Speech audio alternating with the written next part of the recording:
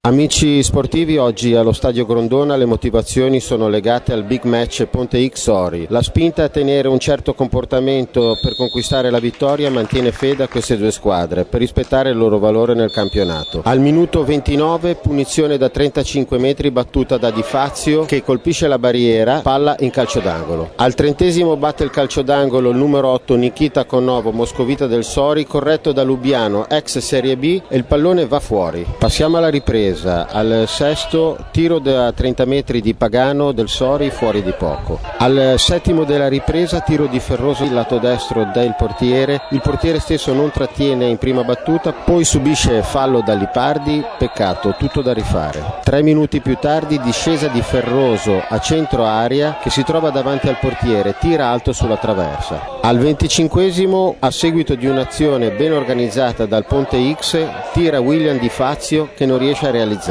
Ponte X Sori, una gara dal duplice significato per i due allenatori: uno, la classifica, e poi vedere le individualità dei giocatori chiamati a rispondere. Alla fine un bello 0-0 combattuto in ambi i fronti.